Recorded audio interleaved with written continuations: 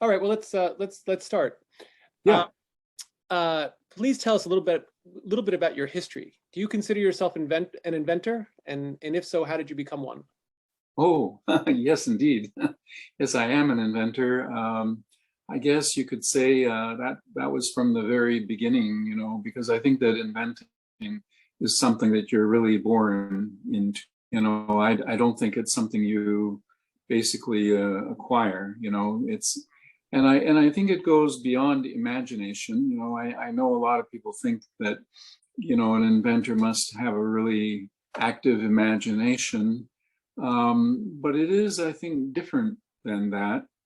And that's a hard thing to understand, but you don't try to imagine at least I haven't, tried to imagine what would be solutions. These inventions just come to you, Yes. as I think other creative people can relate to that. If you're looking to write a song, right? You're not really there trying to. I mean, sometimes it happens. You try to pound it out, and you've got an idea, and you really want to go for that. But a lot of times, the right words, as they say, come to you, right? Right. And so I started inventing when I was very young. I was a high school dropout, actually, because I felt too constrained. I wanted to be self-taught. I was very impatient with the schooling approach. Mm-hmm. So I did go my own way very early, dropping out of high school, then sort of in a very self-educating mode, constantly and constantly compelled. What was I educating myself about was my inventions, Mm-hmm. because I already had the inventions. I wasn't trying to learn things so I could invent, right? The inventions were already there, and my inventions came to me in lucid dreams when I was 12, Okay. 12 years old to 14 maybe. But those are the inventions I'm working on, right? Still developing. Oh, seriously? So Okay. seriously, so this is a lifetime engagement, and I think for a lot of artists, right? That's what happens. And of course, it's multiple inventions. So I have 6 issued patents. Patent kind of proves that you're an inventor, right? You can claim to be an inventor, but Yes. if you have patents, that's the proof of being an inventor. And I do have those 6 patents, which all describe this building environment, this building system, and all 6 patents are interwoven in the concept of the building. And that's quite unusual, right? So the inventions are in different categories. So two of them are on the architecture, building, structure. Mm-hmm. 2 are on the component of this technology that most people are excited about right away, which is what I call bubble tech, right? Call it liquid bubble insulation and shading. And so there's two there, and those are kind of process patents, mostly, about processes in the building. And then there's another patent on the building climate control system. Okay. And well, some of these blend a little bit together, but and then materials technology. So because the buildings are transparent, right? And that is a key. That is to me, that is the transformation of buildings from an age of opaque materials into an age of light coming into our buildings. And glass and transparent materials technology is relatively recent. I mean, substantial ability to produce glass is almost within our lifetime. Float glass. the ways and means of producing glass. Now we have Gorilla Glass. That's an invention right in our own lifetime. And, you know, it's knowing how to work with materials and, you know, plastics. So plastics are very important. You know, we talk a lot about carbon today as if carbon is really a bad thing, you know, because we happen to have, you know, too much carbon dioxide in the atmosphere. And, you know, that's another whole discussion as well. But anyway, just to keep on the same theme, you know, we are carbon creatures. Sure. Life is carbon-based. It's not silicon-based. But if you look on the periodic table, you'll see that carbon and silicon have a great matchup. They have the same valence. Okay. Yeah. So, you know, you can have all of the same of materials, of compositions of materials that you have in the carbon world, right? You can also have in the silicon world. You know, there's gels, there's liquids, there's you know, there's liquid silicones, right, for lubrication. There's greases, that's in the carbon, you know, based, right? There's oils, yes, there's silicone oils. There's hard things. Glass is silicon. Well, in the carbon, you have the diamond. You have transparent versions of all of these materials. You have opaque characteristics. Now, thing is, like in the carbon world, what we call polymers, right? And we think of them as plastics as if they're some foreign thing, you know, that is, and that's because we're creating plastics from petrochemicals, right? And we now are not favorable in our view of that whole industrial sector. You know, there's too many polluting plastics, right? Yeah. This is a problem. But plastics are simply organic polymers. Really? Right? Yeah, they're not different. And by the way, you can make all of the same stuff, plastics and polymers, from organic sources that you can make from petrochemical sources. That is to say, petroleum-derived sources. And so, you know, because what is petroleum anyway, right? It's ancient organic matter.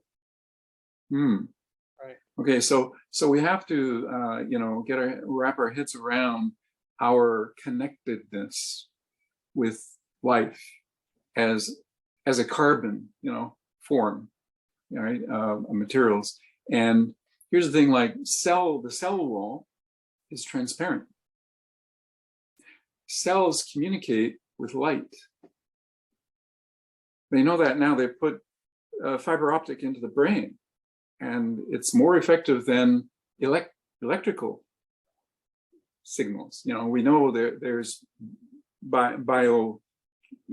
electrical chemical activity in the brain, but there's a lot of light happening in all cells, right? So what does that all mean? You know, and these things are only beginning to be explored, but you know, the leaf, right, is an organ of the plants which we don't realize is transparent to light. Now, leaves are transparent. Yeah, they're transparent to the whole spectrum of light. Because when you say transparent, you can't see through them, but the outer wall is transparent, so it allows light to enter, in other words? Yeah, when we think we're seeing through something, it's because a photon goes in a straight line, right? Okay. If photons are scrambled, they're called diffused, right? Diffused, yes. Then the image information is scrambled, right? Okay. We can't see through something, but things are transparent that we think are opaque, right? Something that is black is transparent. Interesting. Okay. What it is doing is it's absorbing across the whole spectrum. Mm-hmm. Okay. Something that looks white is returning the photons back, right, without changing their frequency, right? Because when photons go in, they interact, right? Interacting with all the molecules, and molecules will capture some of these photons, right? Sure. And in photosynthesis, that's what is happening. The transparent leaf is capturing all these photons. You know, they used to think, well, the leaf looks green because it doesn't use the green spectrum. And what it's doing is it's re-radiating, you know, it's emitting or reflecting or re-emitting in that spectrum. And so we see green, right? And how does that spectrum get out of the leaf, right? We can see it, the photons that we're seeing, all right, in that vibration band, right?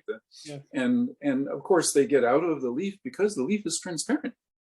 But that's not the only radiation coming out of the leaf. So we look at something, we say, oh, it's green, and we think, oh, that's the only thing it's doing. No, no, no. And also they know now that much more of the green spectrum is actually used by the plant, right? Is used by the plant. But nevertheless, you know, when plants are emitting in that green spectrum radiation. So that's what we see. But they're emitting across all kind of other bands as well. For example, every body is emitting heat, and heat is radiation. So it's just a long wave, you know, it's a very long wave radiation called infrared, because the red, you know, the red spectrum goes to the red, and then you have the hot bodies that emit, but they're not emitting visible light. So we live in a world that is all about radiation and transparency, right? But we don't understand it. Right. So we say we want to use solar energy, but we don't understand light. No. In our normal world, right? Because, and we shouldn't just say light, but we should say more often radiation. You know, is it solar light that we want to use, or is it solar radiation? I think people are scared of the word radiation at times. Yeah, radiation. That's true. So maybe we need another word for that, or at least we can widen our idea of what is light. Okay. Right. So anyway, one of my dreams was that I was understanding a kind of a structure that was alive, okay. a living plant. Yes. Yeah, kind of more like a tree.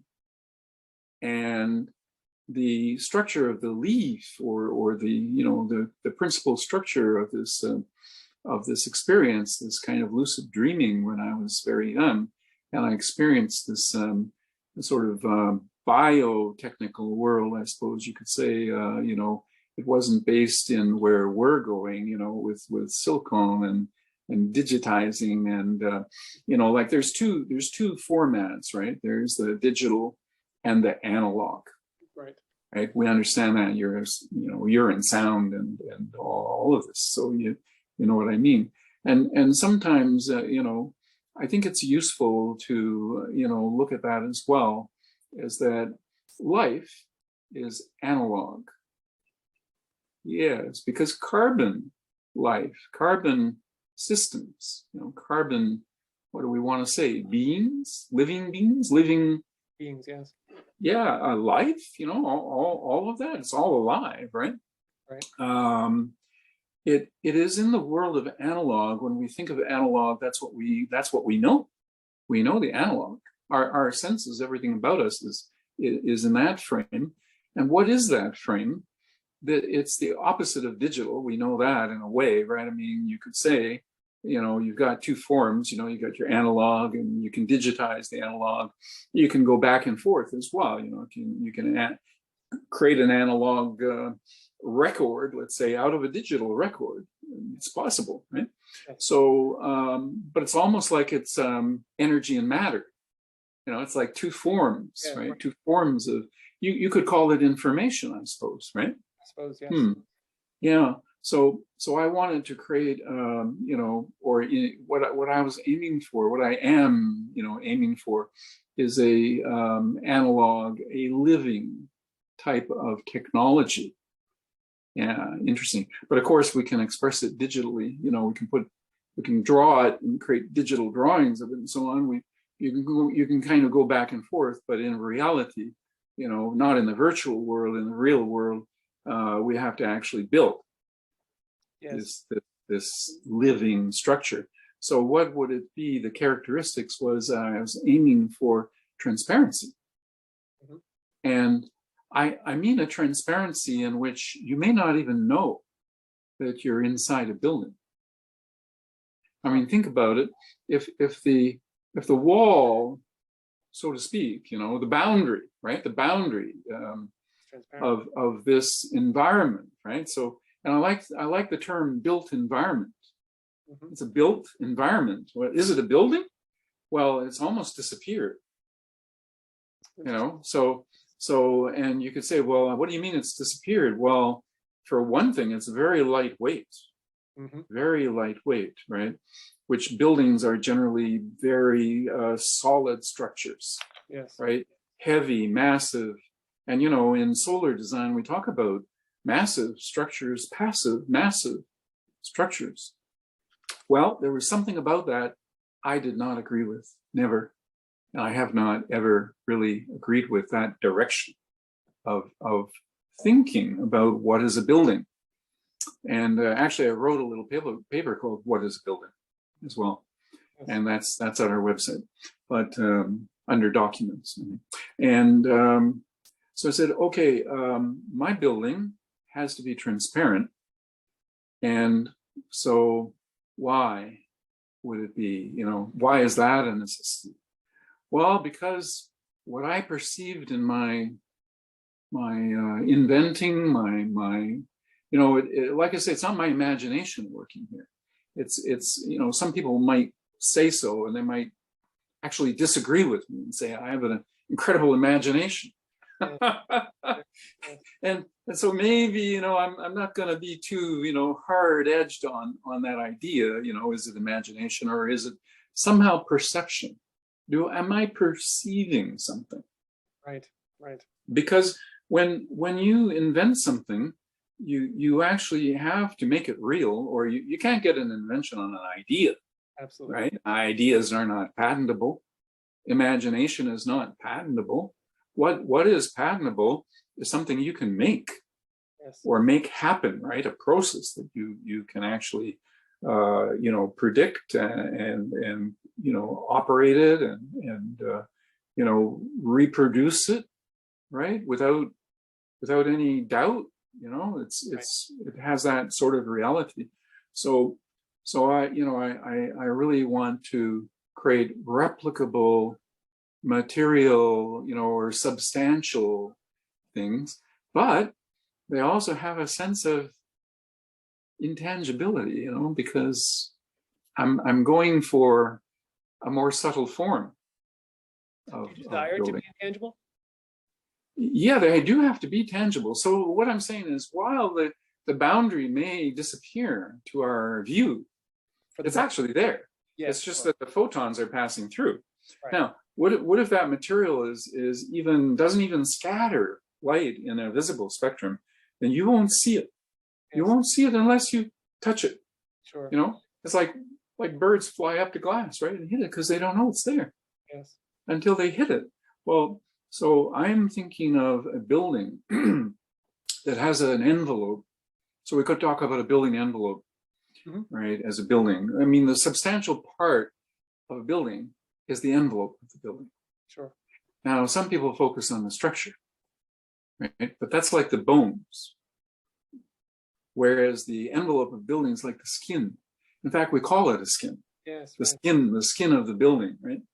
And the bones of the building are all the, you know, the compression members, you know, the substantial solid members. And so, and of course we need that, right? There's an internal structure to my buildings, but you know what, that's not to create the envelope in a certain way, you know, in that same sort of way, but it's to look after what's going on inside the building where we need, let's say, floors, you know, we need floor levels, and you know, maybe you can float those floors. I mean, I like to explore floors that are less tangible, but you know, practicality is that floors, have to have a certain amount of, tangible factor. Well, so does an envelope of a building. One thing it has to do is, let's say, be weatherproof. Yes. We really like a building to protect us. Mm-hmm. So can we create a transparent material that is weatherproof? Yeah. We have. There's lots of examples of that, really, in glass and all the glazing systems that we have. And they generally, they are lighter, right? So there's less material being used. But the lightest weight of material that you can do is a skin. And you could say that glass is a skin, but I'm looking for something more skin-like, right? Yes. And what would that mean? It's soft. It's a soft structure. Mm-hmm. Yeah. So just like, we have hardware and software, right? The hardware is the nuts and bolts, right, of the system. The software is the intelligence, maybe the subtle, the less tangible element. Mm-hmm. But it's still very important, right? It still operates. It still is a process. You can get a patent on software. It's a process. You need things to drive it and operate and so on, and describe it, and you can make it work. So yeah. So I'm. This would be for me the ideal building envelope is a boundary, right? Which is very weatherproof, very strong, but almost invisible. And I'd like it to be invisible across almost all spectrum. Almost, only the far infrared, because it's dangerous. Right. Right. And as you go into the higher, those short wave, because they're disrupting our biology. Right. The Earth's envelope protects us, thank God, from gamma, and because of the ionizing gases, right, in our magnetic envelope of planet Earth. And so, but the light that can get to the surface of the Earth, let's say, so it gets through the planetary envelope, radiative envelope, and then even it gets past the ozone layer, right? Presuming we have an ozone layer. Yeah. That's what we need. And then it gets into the atmosphere. And then can it come into our building? You want to allow as much of that as possible in. Yeah. And on the opposite side, I want to allow as much as possible out of the building, radiatively. And that can only happen if you have this transparent envelope, and that the transparency is abroad, is a broad frequency. So, because why would that be? If you're getting a lot of energy coming in, and you can capture it, you can use it, that's a good thing. Yes. If it doesn't get in, you can't, you're cutting yourself off from the sun, right? Yes. So let's say that our building envelope is not going to cut us off from the sun. And we're going to be able to capture, or be able to use, convert, use energy of that solar spectrum. And, when you use energy, it's never 100% efficient. Mm-hmm. What happens then is things warm up, right? There's heat. Sure. Heat, you can think of heat as waste energy, right? Whatever in the process of capturing and using that we didn't have high efficiency. And how high efficiency can we think we could go? Like 50%, maybe more. Sometimes electric motors, can get up to the 98%. And they generate heat, the part that they're not using, right? So you have to cool. You have to cool batteries, you have to cool engines, you have to cool, like a fuel cell or heat engine, ice engine, any kind of engine. So we know that that's part of physics. So we will have to cool the building, because when we capture and use and can, convert, but we're still going to have excess heat. And just like the body, right? Don't want to overheat. Right. So you have to be able to reject energy. Okay, we do that now through air conditioning, right? Or we may try by opening the envelope of the building to get some cool air. Well, that's all good if you've got cool air. But if you don't got cool air, that's not so good. If the outside air is hot already. Yeah, that's when you really want the cooling, right? When your environment around you is also hot. And that's our problem in the world. Some places, they're hot all the time. So, in the tropics, the humid tropics, you can be 30 degrees, you can be at 40 degrees, Celsius. In a building, or the building envelope can be at that temperature, and it never cools down. And they've studied this, many places. Malaysia, I was in Malaysia sometimes, and I knew some people there studying that. And they developed, a kind of a name for this problem and how it affects people, right? Because if you're in a building that never cools down and you can't afford the air conditioning, okay, of course we in the West, just don't worry about that, just turn on the air conditioning. Oh yeah, well, for a lot of the world, that's not possible, right? And so they call it heat zombie syndrome. So people who can't sleep, because at some point your biology is affected by heat stress. Mm-hmm. And one of those heat stresses is you can't sleep.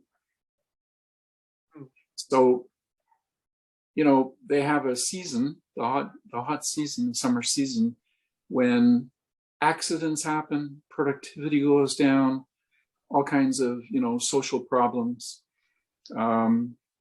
deaths, of course, heat waves are part of that, But, heat waves are more the visible impacts, but we have an invisible heat wave happening, right?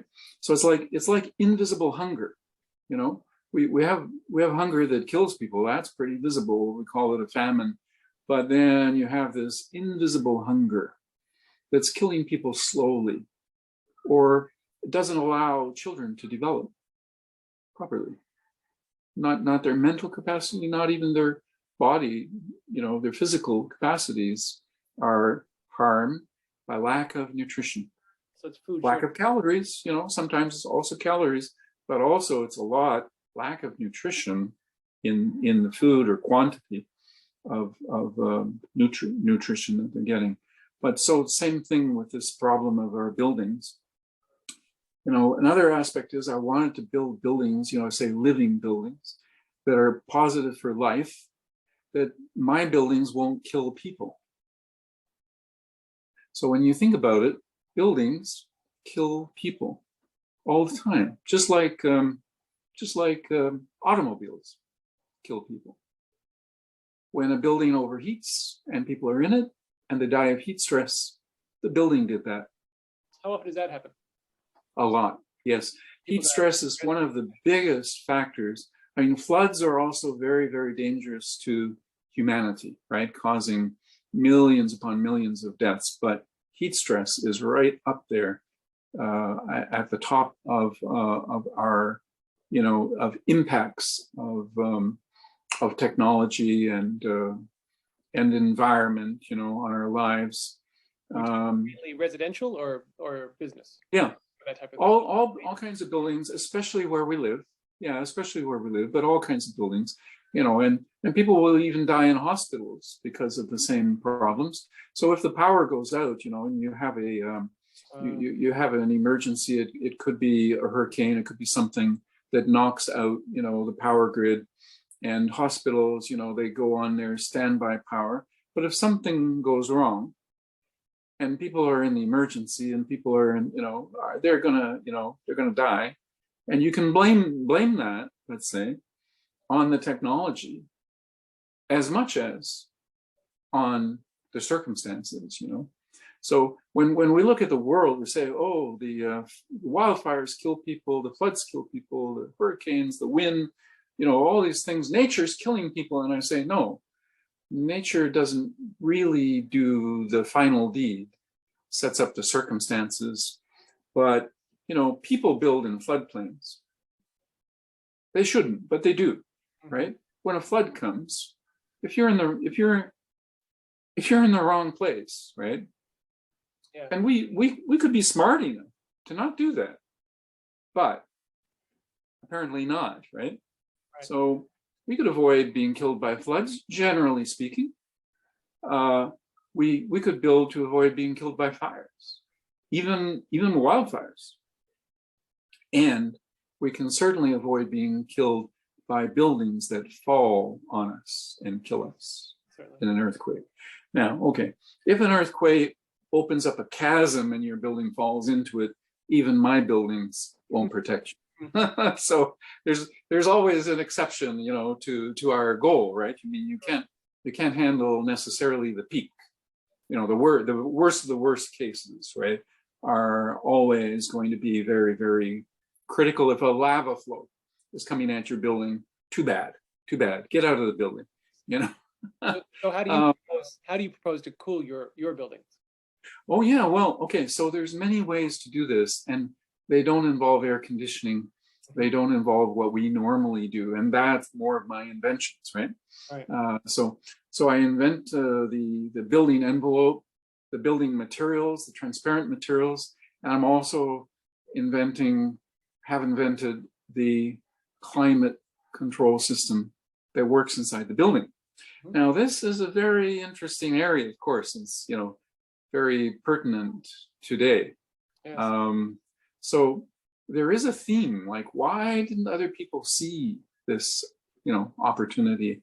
It kind of goes along with my vision of the building. Plants are mostly water. I mean, all of life really is mostly water. And when I was thinking about this sort of living building envelope or skin, I thought water has to be involved. How can I do everything with water that people don't normally, think of doing? Okay. And so I noticed, in the leaf that water is very important. So, you have the body of the leaf has all these channels, see, I'm not really a biologist, so I don't have all the right names there. But, we all know the filigree, of how that, it's like our veins, right? It's like this distributing water. And why? So what is that leaf doing? Do you know the leaf temperature? Did you know that leaves have a temperature? Would it be slightly less than the environment, or the environmental temperature, or? Okay, so basically you're saying you don't know. I don't know, no. No, that's okay. Of course, that's like almost everybody, I've asked this question, and it's kind of a simple question, right? I mean, like, we know our body temperature. Right. We know that animals are cold-blooded and hot-blooded, and they all have different temperatures and so on. Right. And we understand that because they're living organisms, that it's not an accident. Our body temperature is not an accident, right? No. So, I mean, did anyone ever question, or in school, did anyone ever say, like, why is our body temperature the temperature it is? Yeah, no. No, not really. See, this is why I was bored in school, right? So I was like, okay, nature, I felt very close to nature. I'll put that, that was my childhood experience. My father was in scouting. I was always out, when I was a child, I was out with scout troops, I was like a mascot, would take me out on hikes and camps, staying out, and I was like 5. So I didn't belong there, but I was there and I loved it, right? Okay. And I always felt this very close, connection to natural system. So I think that's sort of part of why and how, those kind of early experiences. Water, I knew, that it had to be water. and the leaf temperature. So, okay, how the leaf temperature is around 20 to 24 degrees is the norm, normal temperature. Now, interestingly, what else is that temperature range usually called, right? In building design, for, let's say, people that do climate control, Right. Isn't that where you put your thermostat? Somewhere in there, right? Yeah. Someone's a little too hot, some are like, oh no, make it a little cooler. It's called the comfort range. Okay.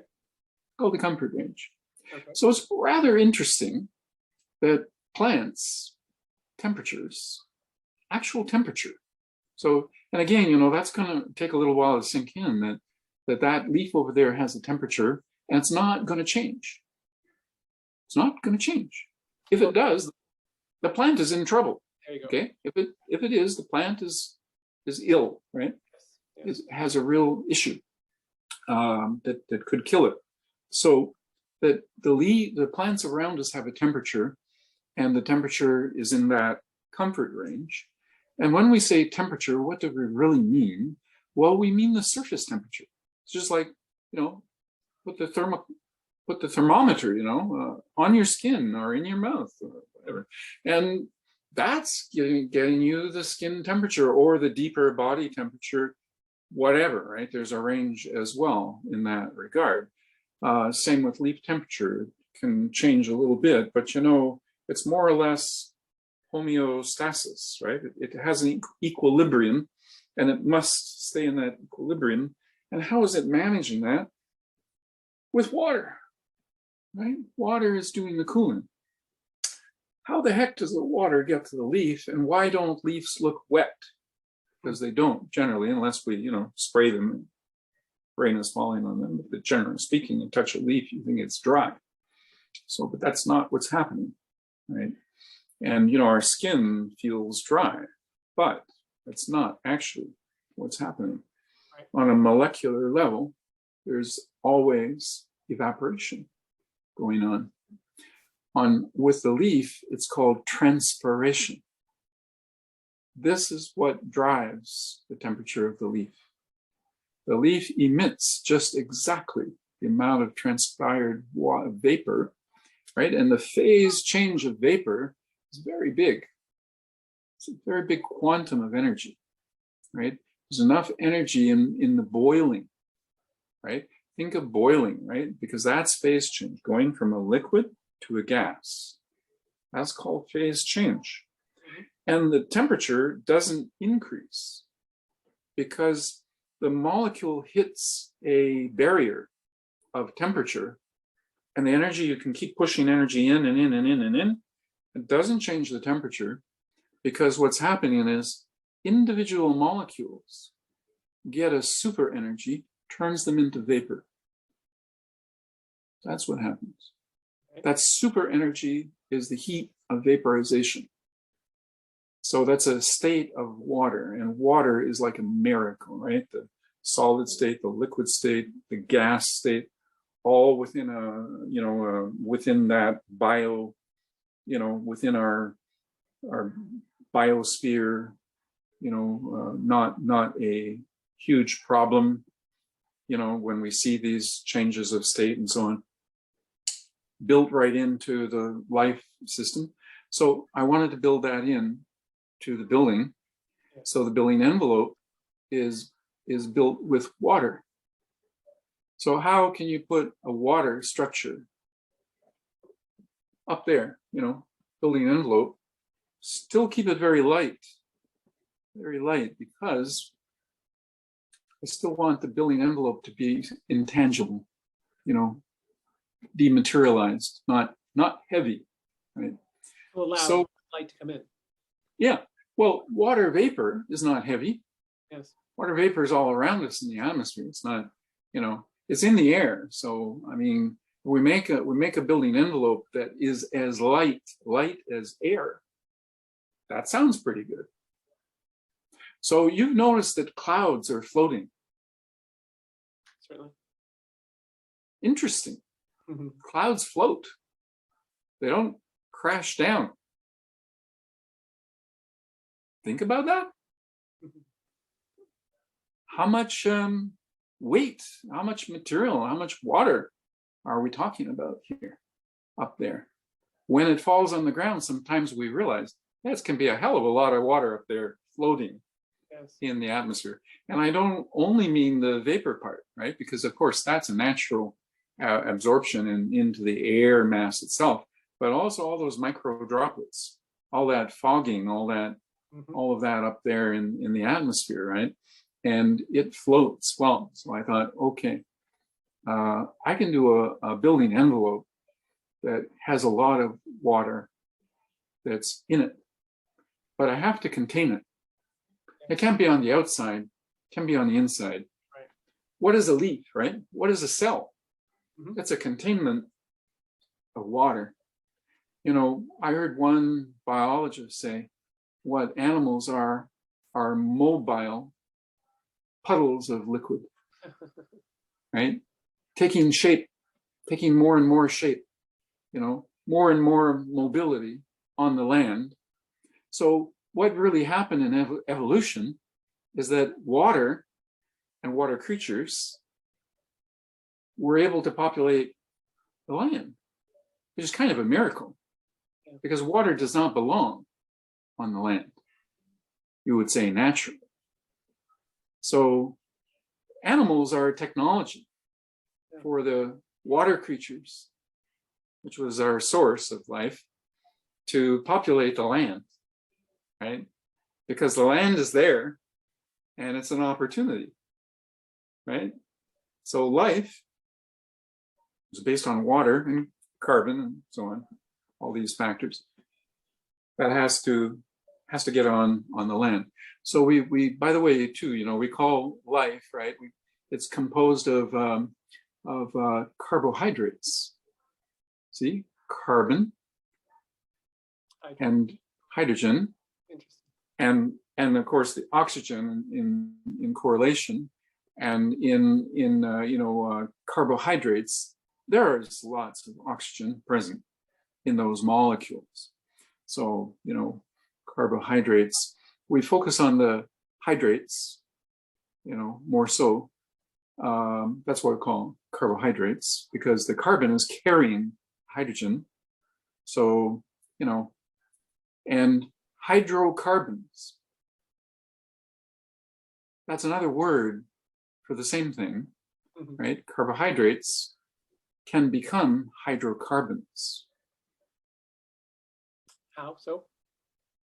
Well, you take a carbohydrate and you convert it into a fuel, you know, which is the hydrocarbons. Gotcha. Hydrocarbons, we think. So hydrocarbons are sort of processed carbohydrates. Okay. They belong with each other, right? They're not different family even. There's just like a different phase, like saying, well, here's liquid water, here's vapor, you know, here's ice, you know, the carbohydrates, hydrocarbons, that's all in the same sort of spectrum, like light, right? It's all different spectrum, same kind of thing. So I thought, okay, build a building envelope that's almost invisible, has two transparent skins, has a space in between, just like a cell, just like a puddle, like a human or animal, you know, or plant. Yeah, 70-80% the water is in it. So we have to build a building that looks like that. I don't know if you know of any buildings that would look like that, you know, actually, right? Which would be based on water, but that's what I'm doing. So there's two formats of getting the water into the structure of the building like that, between the building, right, contained, so it's contained, and the one that has the greatest visibility is the bubbles. So when you mix soap, so this is a technology, right? Soap is a surfactant, and soap changes water, and it makes it structural. That's why you can have a bubble, because bubbles have a structure, meaning you create it and it simply won't drain, you know, because water always simply wants to drain, right? Drain away. So when you make bubbles, you're creating structures. And the surface of the bubble, or the film, right? The skin of the bubble, a nice, back to the word skin again, really, is structural, and it won't collapse, right? They've made bubbles that last, years. I looked into it, a little bit. Some of my partners have as well. There's some background we have on our website about bubbles, but so we just want to create a cloud-like bubble blanket. So it's a very lightweight, right? So it's so light, these bubbles float away on a slight breeze, right? They're just slightly heavier than air itself. But they still allow transparency? Yeah, and because of the properties of water. So when you build something out of water, that's what we're doing. We're building a structure out of water. Then what you're going to get is unique to the properties of water. And water is very transparent to visible light, the visible spectrum. So basically, all the light can come in. There would hardly be any light lost coming through. And if you just have a liquid film, one liquid film, light can come through almost like clear, without any distortion, like a window clear, not scrambling. But droplets have a property of diffusion by refraction because of the surfaces, right? The air and the liquid, and how radiation interacts with water. So even though the surface of the bubble is very, very thin, it still interacts with light because the wavelength, right, is so small. So yes, there's an interaction, and what it does exactly what happens with clouds. Clouds don't absorb light. When you see a very dark cloud, it's not in the visible spectrum. It's not so much that it's absorbing the light, but that it's refracting. Oh, okay. It's refracting the light. It's not reflecting. There's almost no reflection from water, right? A surface of water, surface of a bubble. It's not reflecting. Many elements do reflect, right? But not water. Has a very low, and it also has a low refractive index. But still, when you get a whole lot of surfaces, what happens is refraction, or diffraction is another word that also applies here. Well, what it really means is scattering. So it's not absorbing in the visible spectrum, it's scattering. And if you get a thick enough cloud, what's happening is a layer of light gets scattered back, and then deeper in the cloud, another layer is getting scattered back, right, from where it came from. And if you go deep and deep enough, and each time there's an element of that light scattered that way, back, then when it finally gets through, there's almost no light left. There's a very dark, thunder cloud, right, type of thing. Very thick as well, right, super thick. Right. But ordinarily, all we will do is just scatter the visible light. We won't lose that much of the visible light. Scatter it. So what is the purpose of the bubbles then? So the purpose of scattering is important. The purpose of light transmitting at the same time. So we haven't lost light, right? We've just scattered it. Okay. And we will have some backscattering to the sky. That's lost. Okay. Can't avoid that. Probably about 25% would be typical. So we would lose 25% of the brightness. So that light is not passing through, it is being diffract. That's right. Yeah, it's going to go back to space. It'll be scattered back into the atmosphere. It might even be scattered back again. These are very complex, Sure. ray, if you do the ray tracing and see where does this photon go, and so it's pretty complicated. But basically, we want to have a controllable radiative control, so that if we make soap bubbles that are more dense and more wet they'll do more of this. If we make them dry and less dense, more lightweight, right? We call it high expansion.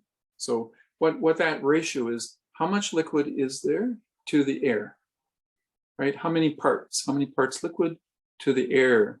Because it is a mixture, right? The bubbles are a mixture of liquid to air. As you blow the bubbles, right? That's how you create them. You have to blow them. And as you're doing that, you can control that, how much liquid to how much air. And you've experimented with the ratios. Yeah, and you can have different size of bubbles and also different weight of bubbles. Now the weight will drain down, possibly, so the bubbles initially might carry a lot of water, but then it drains over time, and that can happen. And if it is, you can generate new bubbles. Yes. So that you continuously, restore the weight and the density and so on. But if you need to, generally speaking, you don't need to do those kind of extreme ideas. There might be some cases where you do that. Generally speaking, we can put bubbles in the roof system like overnight, for example. And what will they do overnight? So they will insulate, because each little bubble, each one is a pocket of air. And when we want to insulate, what we want to do is keep air still. We keep it from moving, okay? Because the conductivity of air is largely due to its movement, okay? From a warm surface to a cold surface. And to the degree that you create multiple, hundreds of steps of transfer, this slows down. This degrades the rate of the transfer, right? So that's insulation. So, any kind of insulation like a rock wool bat or a down sleeping bag or foam, when we make foam, closed cell foam. So that's, oftentimes it's even better if it is cells that are closed, because then the air can't even move, within. And also humidity. Humidity can transfer across the barrier from the warm to the cold, because humidity likes to migrate towards the cold, right? There's a condensation at the cold surface comparatively. And do you want to lose that humidity, or do you want to retain that humidity? Well, now this is inside the bubble cavity, right? Right. It's not in the building, it's not outside, in the bubble cavity. But that's still a good question, because what we generally would like to do is to have a slower rate of that humidity migration, across the barrier of the, blanket of bubbles. And let's say it's very cold, like in Canada, it's minus, 20, minus 40 outside, and inside it's plus 20. And so in between is the building envelope, and it's not just one single, skin, it's a double skin, but not only that, it's containing all these bubbles. Yes. So hundreds of individual layers of vapor migration. So the vapor has to transit each bubble. That, just like air conductivity, when you get down to it, right, that's even its molecular energy. It's being transferred. One molecule bumps into another. The energetic molecules gradually reach, the outside, and then they give up that energy.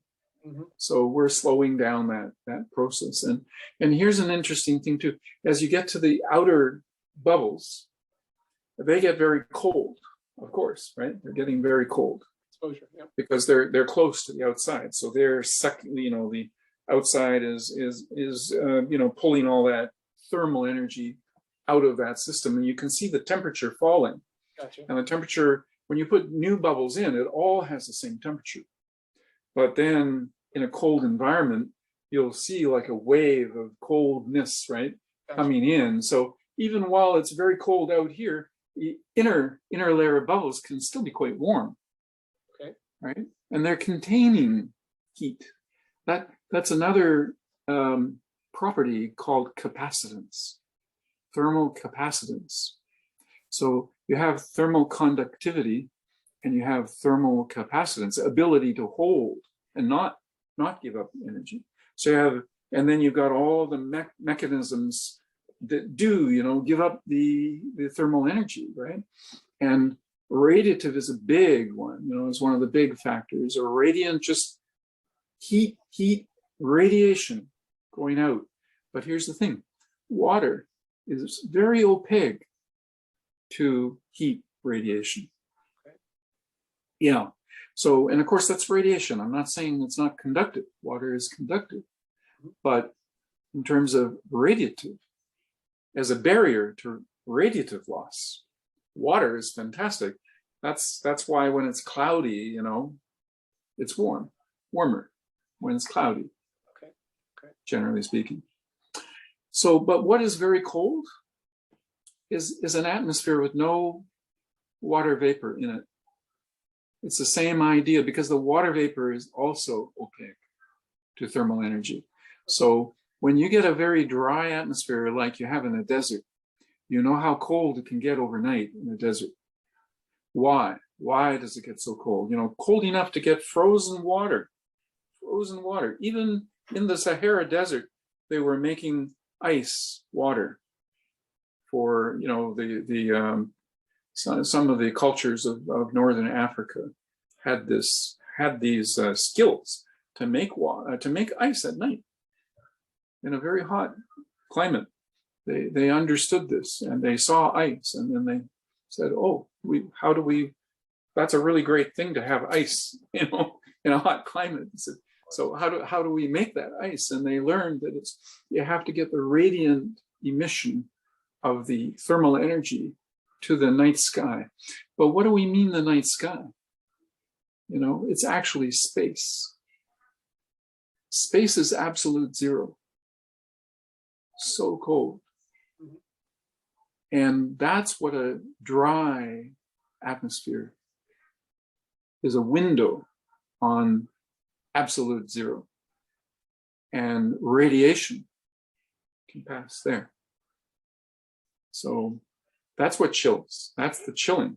So as long as our building envelope can go transparent overnight to the night sky, we can emit energy. We don't need air conditioning. We simply cool our whole system, right? And we can do that just to the degree that we wish, because we can turn this off and on with the bubble tech. I see. Okay. Right? So the bubbles are like a valve or a curtain. And when we put them in there, in the building envelope, it's like a shutter. It's like, it's like closing. It's like a barrier, right? To that thermal energy now has a real roof over, all that thermal energy will be bounced back, re-radiated. Keep it inside. Right. This is tremendously effective. And it also gives you a great deal of comfort, So when we say we're looking for, the comfort zone, what's important is the surface temperatures of the surfaces around us, not the air temperature so much, right? So we don't like to be in very hot air, and hot air tends to be dry air. And if we're in a hot and humid air, right, that's a worst case, right? Actually. And so what we want, though, is to be able to have surface temperatures around us that are comfortable, because we're a hot body. See, we're giving up radiatively to everything around us. But if that environment around us goes over our body temperature, we become the radiant absorber. Mm-hmm. Now we're cooling. So we're doing the work to cool the environment. Radiatively, we're absorbing. Well, we can't handle that, right? We're not designed. That's why when you get up to that 35 degrees, that a human being will begin to cook. You're stressed. Yeah. Stress, yeah, stress that can kill you. Mm-hmm. And if it doesn't kill you, it can hurt you still. You know, you may not be, you know, die, and you may not even know to some degree Right. that your body has taken some trauma. You know, we have a lot of that. Why is that too? Because people adapt. They become inert. You know, they just live with it. They live with it, but they don't also quite understand necessarily that it's hurting. You know, because it's slow. Sure. It's very slow. It's hurting your heart, right? Stressing your metabolism. So, and generally speaking, we can't do much about these things, right? Because our buildings don't give us these kind of ability. So I wanted this ability of a building to be synergetic. What's that other word too? It's like, it's a relationship that is, can't get it right now. Anyway, you know what I mean? Yes, I do. Yeah. So kind of summarize then the cycle during the day and during the night, and what the bubbles are then doing, the curtain that you provide, what the radiant heat is entering during the day. Yes. Well, a very positive thing, right? Okay. Energy, light, heat, everything's coming in. It heats up the environment then, yes, coming through, right? Okay, so the ideal situation is that the energy is reaching a leaf canopy. Mm-hmm. We belong to live under leaves, Gotcha. Plants, forests. You know, forests are giving life to the land. Right. The plants create climate. Yes. Okay. So all of our plant kingdom is creating our good climate, and we should be living under a leaf canopy. So it's we have a roof, and then we have a leaf canopy. You know, like we're talking about the schools, right? Well, instead of a hot roof, and there's the kids, you know, and they're getting that radiant heat coming at them, and they're just stressed, you know, they can't think, right, because their bodies and everything is stressed. But and it's, you know, it's invisible. So, you know, it's almost like you can't explain the problem, except that, you know, when you're there, you know, you're like hot. So, okay, so they move the class out under the tree. And underneath the tree, the shade of the tree, everything is good. But in the shade of the building, things are not so good.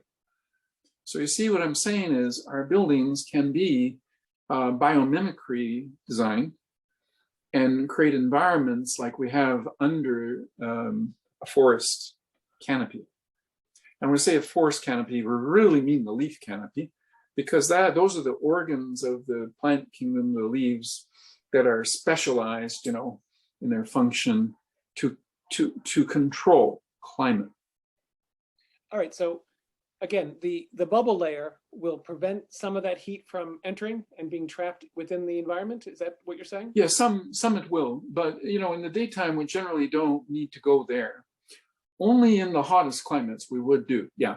So if you're in a climate where you don't have any natural shading coming, like cloud formation, you know, like in the humid tropics, you're getting clouds, but in the worst case desert, you just got the sun is like, yes. You know, then we make sort of artificial cloud in the middle of the day, and yeah, it is cooling. It's immediately cooling. Okay, because it's deflecting some of that. It will reduce some of our visible light, which is that energy is in the photosynthetic spectrum.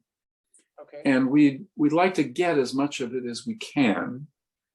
Yeah. So we only really do the bubbles if we really need to. All right. So, but in a more typical situation, say in this country, yeah, you'd be doing what? When would the bubbles? Oh, okay, yeah. So that is another process that we really didn't touch on very much. And what it is that the inside skin, not the outside skin, right? Because it's double layer. Yep. But the inside skin has a thin flowing film of liquid. Yes. So again, it's water, right? So it's a water working system. And we're using the soapy liquid, actually. So it's water-based, but it does have the soap in it. And that thin flowing film, so we are circulating. Okay, it's not a static thing. It has to move, right? It's going to move by gravity, right? So You have to keep resupplying. You get a thin film, and it's always moving. And what is it doing is it's controlling the temperature of that interior layer, right? That skin. So the inside of the envelope of the building. And I say, okay, well, why do we want to control that with a liquid film? So we're using the liquid film because the skin itself is so lightweight, right? Has such little capacitance that basically its temperature is the same as the liquid film. Okay. It'll just be tied, you know, it's like it's coupled to that liquid temperature. Now, where is that liquid coming from that we're flowing? Well, it's coming from the ground, right? We're in a heat exchange with the thermal mass of the ground.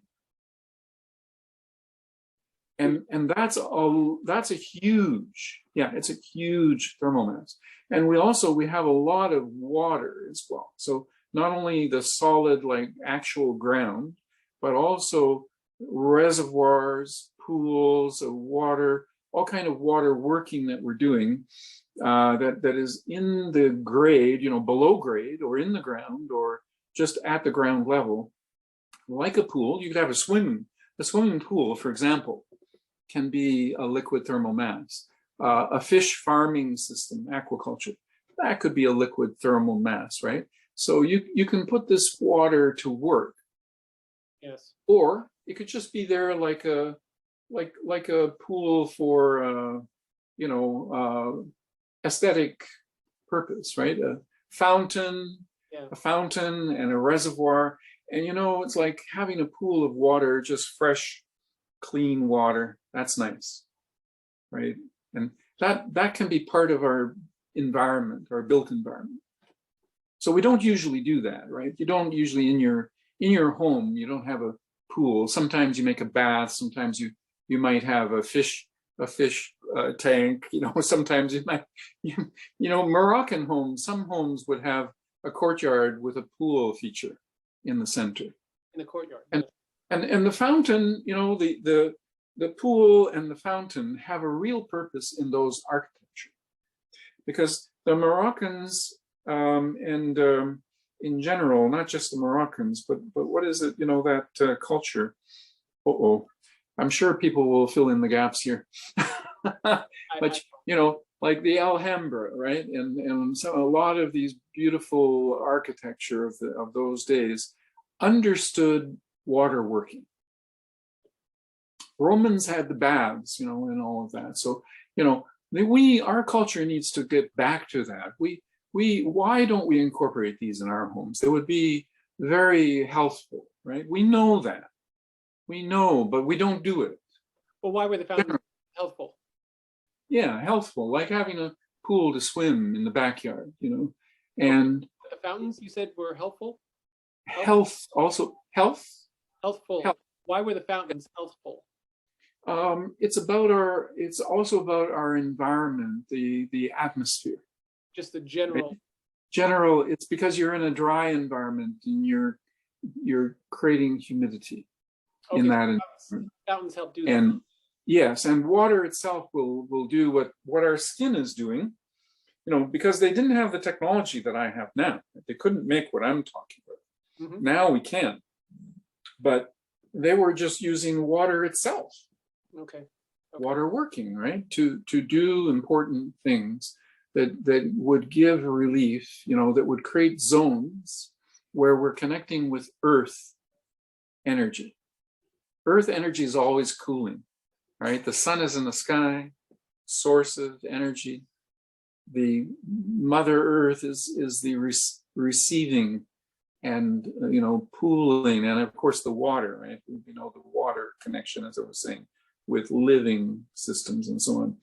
The capacitance of water and its phase change capacitance are just remarkable, are a basis for life itself, right? Without these properties, there couldn't be life really as we know it.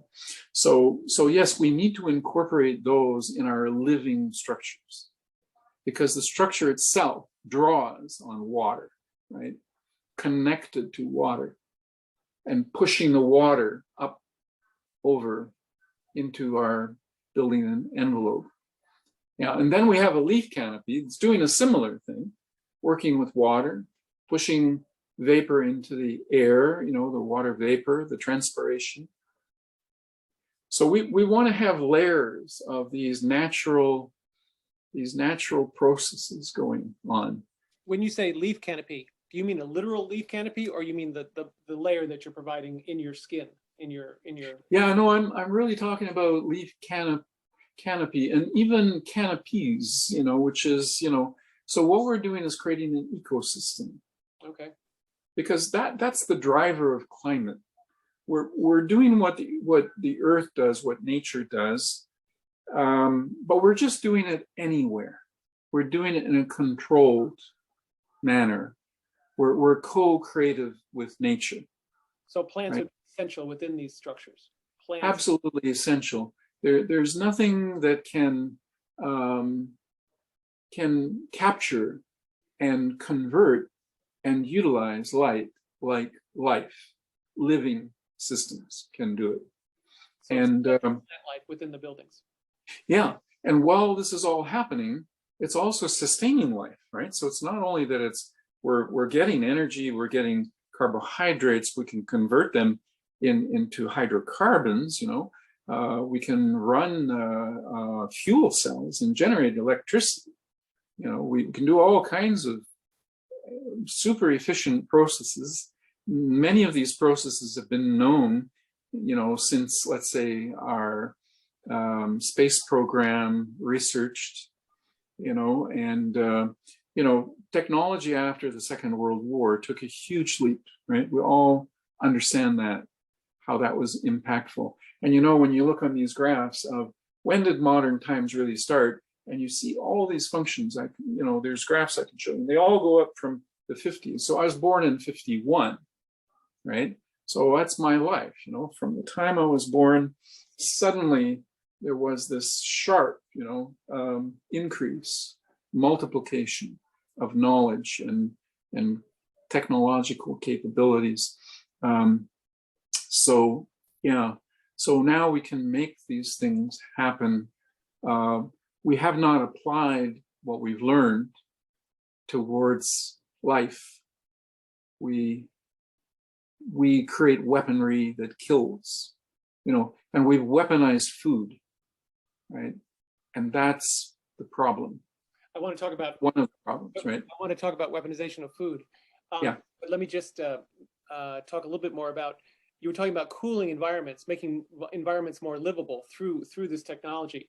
Yeah. That comes part and parcel with then the plants that are contained within that environment also then producing food. So it's a oh yeah. Okay, yeah, let me say back to the canopy idea. Yeah, that in nature, there's multiple canopies. There's the leaf canopy of the trees, because trees are the apex creature of the plant kingdom. Sure. Trees are essential. Then underneath, you've got the sub, type of flora. You've got these shrubs and all kinds of plants that grow larger, but they're not going to get to the top of the leaf canopy. Right. So they're kind of shade trees, and many of our fruiting plants are that kind. And then underneath that, you've got the real shrubs, you've got the ferns, you've got all the stuff that lives on the floor of the forest, right? So those are all canopies. Those are distinct leaf canopies. When I talk about vertical farming, right, it was that I want to also encourage this kind of a food system, right? So we're just beginning to talk about this food system. So it does relate to the type of plants. You have the sun-loving plants, understory plants, shade plants, and that's what we should be producing. And that is vertical. That's vertical growing, right? Okay. I'm sorry, can you pause just 1 second? I've got to go take care of one Yeah. thing. Right back. We'll take a break. Yeah, I'll go get some coffee. Excellent.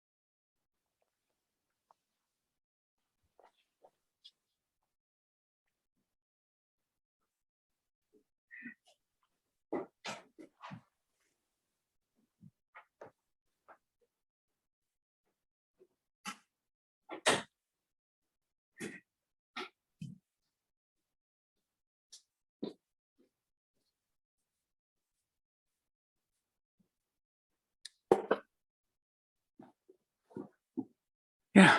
Okay. Great. So you started talking about vertical growth. Right. Yeah. Vertical growing. Growing. It's kind of a hot topic now, I know, because there's a lot of interest in food and more high-tech ways, and more secure ways, controlled environment to produce our food and also produce the food in more of urban, like where we live. Right. So this whole idea of rural and urban, the separation is changing, right? It's going to merge. There's no reason why we can't grow our food where we live, right? Or like in our communities. And as all the numbers show, because there's a lot of people doing this now, and there is a lot of data as to what is the productivity when you do this, and it is quite impressive. The numbers can be quite astounding. When we think about food insecurity and how we have so much difficulty feeding everyone in the world, right? We're not achieving that.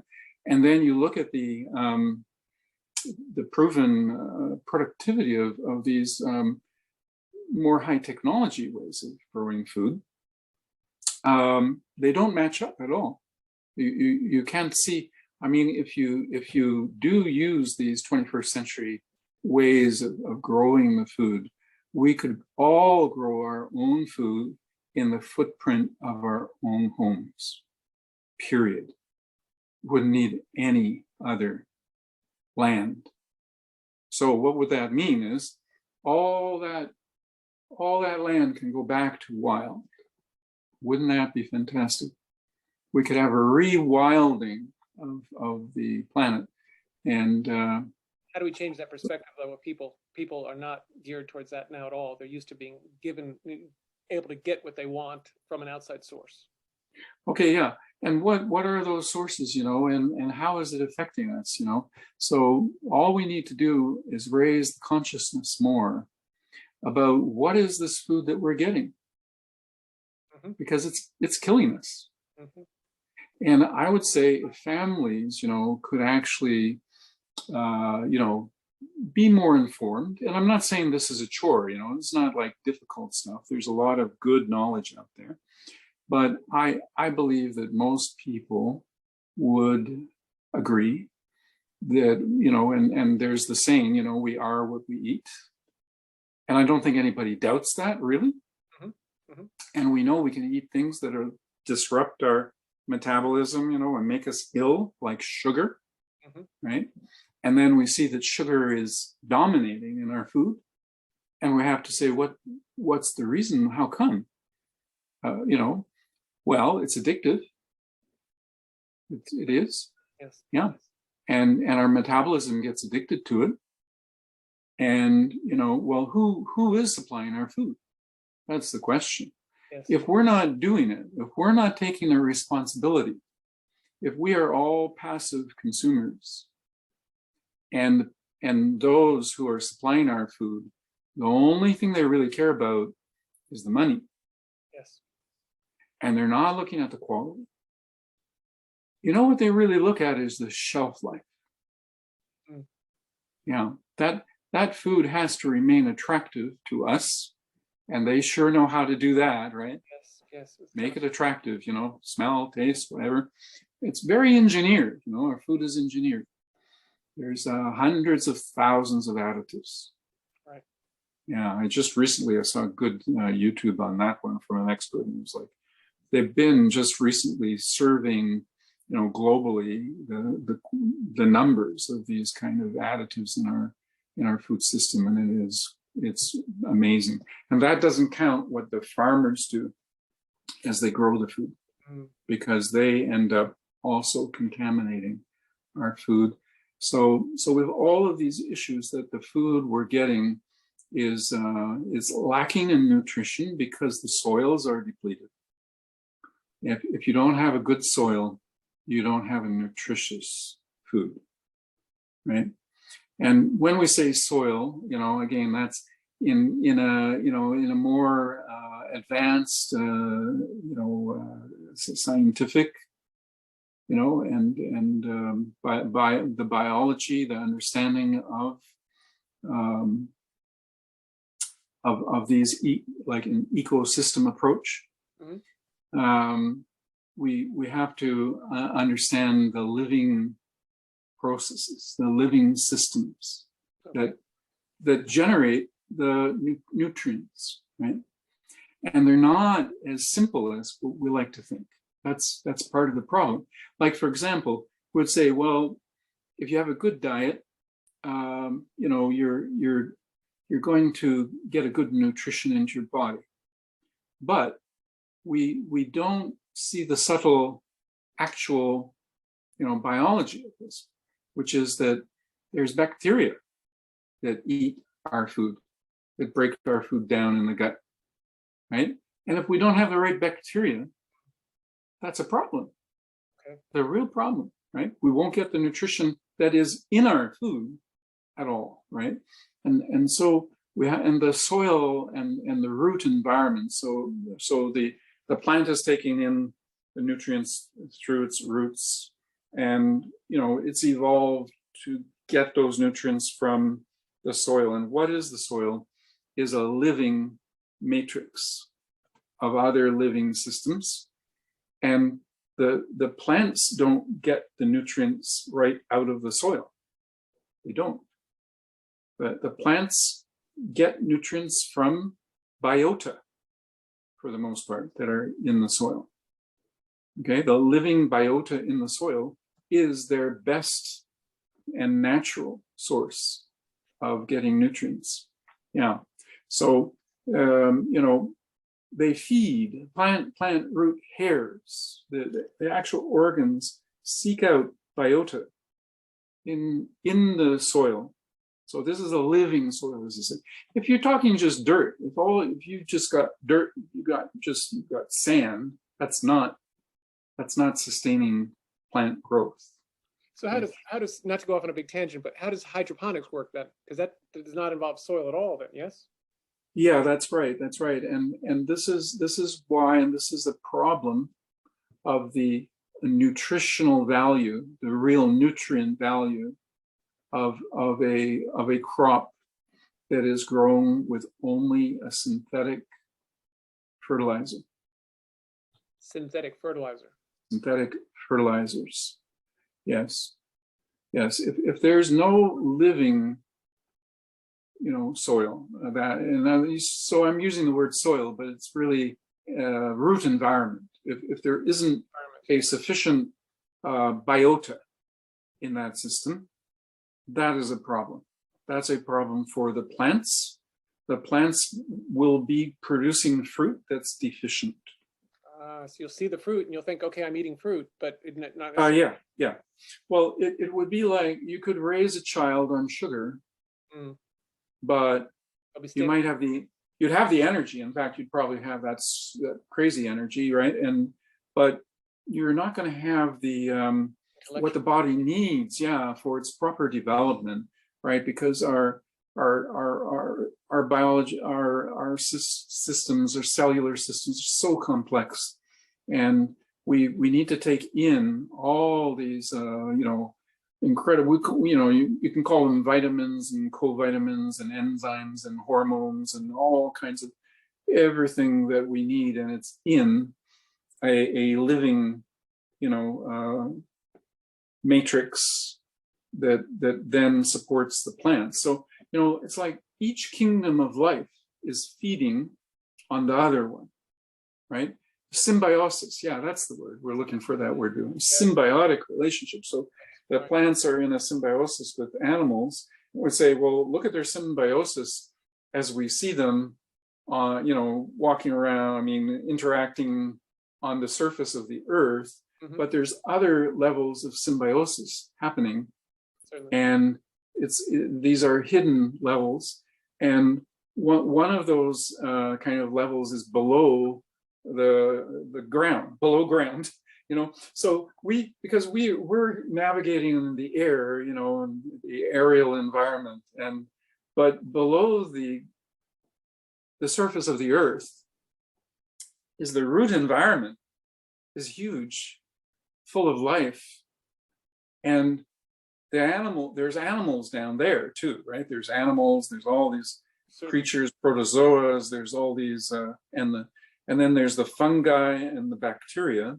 Absolutely. And all of this, all the carbohydrates and all the biomass, that is forming and ends up, of course, in the ground, and is recycled in that environment, right? Is brought back into the living systems. So we need to replicate that. That's what I'm saying. If we're not replicating that, then we're not going to have the proper and total nutrition. So how does your pod system do that? So we need all 5 kingdoms of life in the pod, all 5 kingdoms of life. Okay. This is the way. And I'm not saying we're doing it now, sort of that we've got all of that solved and done or anything like that. In fact, a lot of what I'm aiming for will take a long time, and it may take generations to really work these things out with a full understanding, right? Because these are the cutting edge, really, of biology and health, right? What is our health and how do we sustain it? And how do we understand what's going on in our mind and in our bodies and our cells, and how does that interact with the whole of life? But each kingdom is feeding on the other kingdom. So the bacteria are, so there's 5 kingdoms, as I mentioned, right? So there's bacteria, the fungi, there's the plants, the animals, right? We know these, these are ones that fungi, some, people will, maybe they're not quite aware of how big a kingdom of life that is and how specialized it is. But, but we know, generally speaking, we might think of bacteria because we're aware of like composting, right? And gardening and composting, and we think about bacteria and plants and animals. And then there's another forgotten kingdom, that's the algae. Algae are a separate kingdom of life, and that's biological. That's like, you can get out the textbooks and see what are the 5 kingdoms of life, and that's a clear. They're broken down in this way because they have functionality that the other one cannot replicate, right? So, for example, the plant kingdom cannot create in itself nitrogen. Interesting, right? Because we all need nitrogen. That's protein. Without protein, we don't have life as we know it, right? Intelligent life is based on all that, DNA, RNA, proteins, complexity. So how did that all come to be? Well, so the originator of the protein is nitrogen, and we're always saying, well, we need the nitrogen fertilizer. Yes. We need the nitrogen fertilizer for the plant kingdom because the plant kingdom doesn't make nitrogen. Where does nitrogen come from? It's in the air. 78% of the air is N2 nitrogen gas. So the bond that is N2 is one of the strongest molecular bond, atomic bond, it's just 2 nitrogen atoms really associating. And it's so strong, we don't know how to break it. Can't break that bond. And yet we need to create proteins. Yeah. So how the heck did all this happen then? Well, it's algae. So algae is the base of life. And algae has not well understood. I mean, photosynthesis, is not well understood. Oh, there's a lot of science going on in these areas, like photosynthesis. Some of the most recent ones I'm reading is that the photosynthetic process has a quantum physics mechanism in it. Otherwise, it wouldn't work. Okay. I also just read or, Wash was listening on YouTube, one of those interviews. Anyway, this very AI, scientist, and saying what is the nature of our consciousness? Yes. And there is now theory that it's actually a quantum energy, quantum knowledge, quantum something. It's hard to get a fix on even how to talk about it, but some kind of process. It's not just that our synapses are firing, but there's something going on in the neuron that has a quantum functionality. Yes. Interesting. Anyway, for nitrogen, it's the algae that are able to break the nitrogen bond. So plants breathe in carbon dioxide. We all know that, right? Carbon dioxide, that's what the plants feed on. Algae take in nitrogen, and they break the nitrogen and form proteins. Okay. So, again, right, very remarkable, because, as we say, in terms of chemical and physical energy that is required, that our current modern technology doesn't do this, right? We still, that's why we need sources of hydrogen. I'm sorry, not hydrogen, nitrogen. We need sources of nitrogen that's already formed in order to then make fertilizer, right? So we don't make fertilizer, effectively. We have to have it, we're not taking nitrogen from the air and making the fertilizer. That's what I am saying, okay? We're taking, we're taking the ingredients that are already formed by life, sort of like fossil energy, right? Oil was originally created by algae and other plants, right? Not by people, not by our modern technology, right? We didn't make that energy or that fossil oil, right? We're just taking it, right, processing it, cleaning it up, whatever. We don't make it. We just find it. That's why we run out of it, right? We can also run out of it.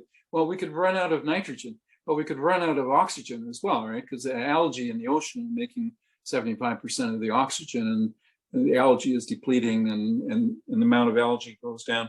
There used to be so much oxygen in the atmosphere, maybe 28%. Now it's down to 21%. If it goes to 18%, we made, that's like animals can perish. I didn't know that. Huh. Yeah. 18%, your mind will not function properly. Yeah. So the algae, see, yes. The algae created life because the algae was the living system with the intelligence, right? Because we don't seem to have the intelligence, but the algae has the intelligence to break the nitrogen bond because it wants to. Clearly, it wants to do that, break that bond, right? And developed how to do it. And of course, there's billions of years and gillions and quadrillions of algae working and getting that, problem solved. And so we're still depending on algae for nitrogen and proteins. And does that go into your pod equation? The algae is yeah, we have to grow algae. And again, where in the world do they teach you to grow algae? Yeah. Algae is everywhere. Algae is the base of our life. And what university is a specialist and has all the knowledge base on what we should be doing and how we should be living better with algae? And you know why? Because it could be so abundant and it could be so pervasive that everyone would have all of the resources in life that we need. And our civilization is based on impoverishing people. So, there's that contradiction. And that's another topic as well. But, But so why do we not teach the things that would help everyone to have abundant life, So instead we live with scarcity. Everything is, so proteins, we're going to run out of fertilizer, right? So now the natural gas plants are closing down in Europe where they manufacture the fertilizer, which is nitrogen. And because we can't make it from the air, we have to have the resource that we employ to make our fertilizers, right? And but we could be growing algae and have all the nitrogen that we need. Okay. So why are we facing crisis with nitrogen as a resource? And we know that the algae kingdom specializes, is the source of all of this, and grows abundantly. Okay. So when you form the biomass, the algae is creating its own proteins, right? It's creating its own RNA, DNA.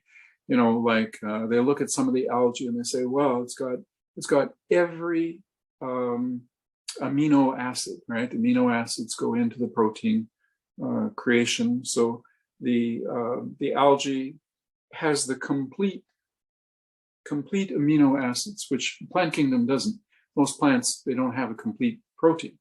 That's why you need to have a variety of plants or animals have a complete protein, because that's what we need. So we need to balance our diet. Well, if you eat algae, it's like better than eggs, better than cashews. It's like the best complete protein. Well, why wouldn't it be? It's the source of life. It's the actual one that's taking the nitrogen and making all the proteins in the first place, right? The only one that can do that. So out of the 5 kingdoms, and we neglect the algae kingdom completely. So you incorporate algae into your pod equation as far as? Absolutely, yes. We must be growing the algae. How do you do that? What do you propose? Well, the algae is part of the roof canopy. Okay. Yeah.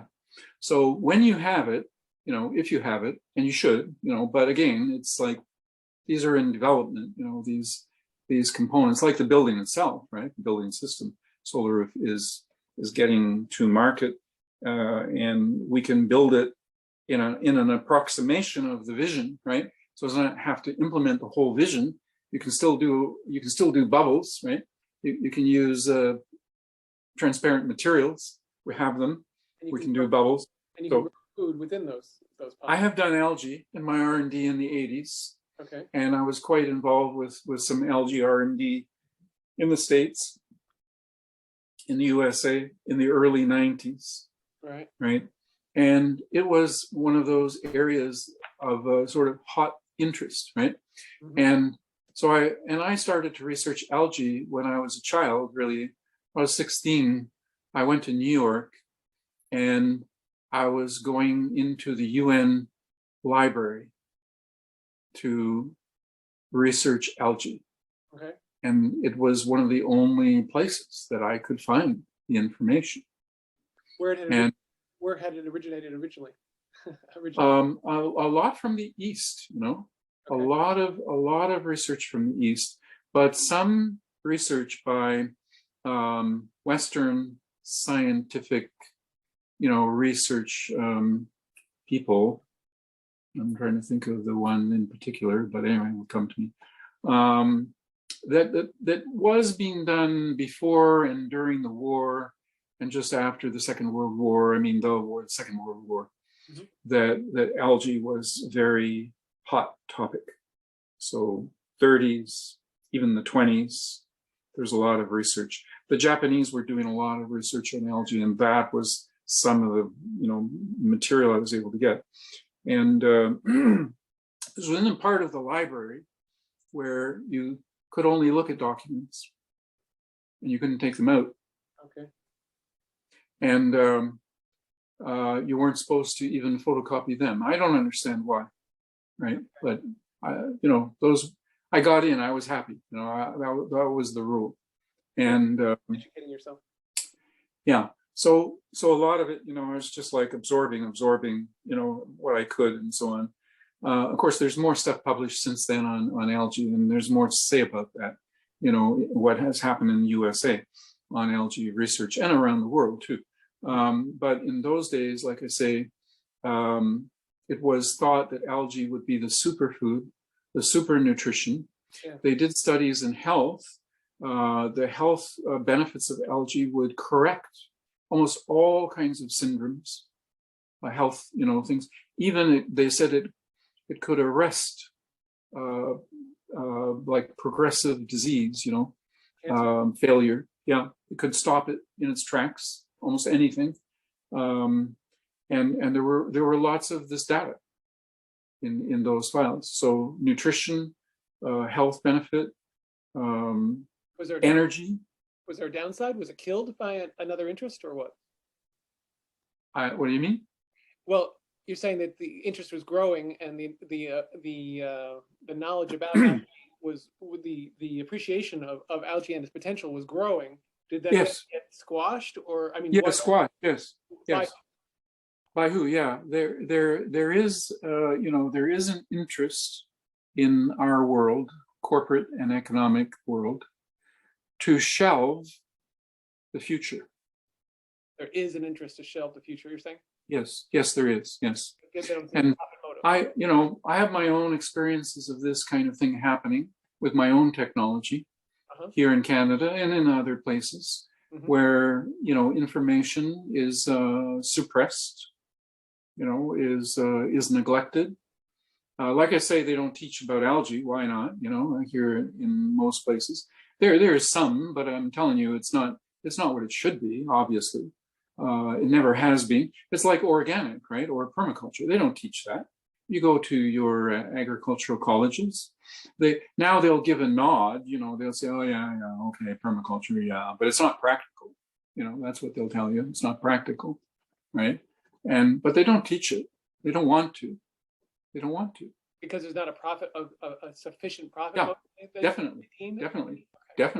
Not only, no, it's not that it's not profitable. It's hell of a great profit in it. Yeah. It's that, in fact, it would over-compete with the monopolies that are being exploited by vested interests.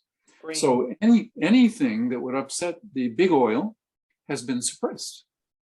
You know, there was a time when there was quite a bit of activity in plastics from organic sources, biomass.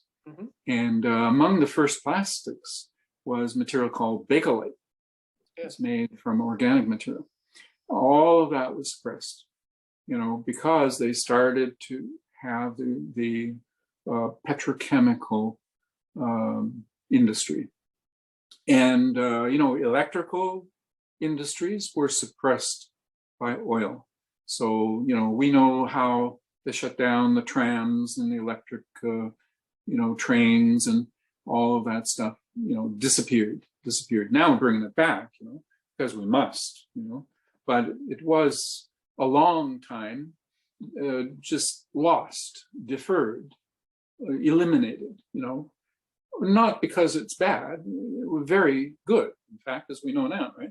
But because it would have been over-competing with what the powers that be, you know, the ones that held the monopoly on oil, petrochemical, it sort of took hold of humanity, right?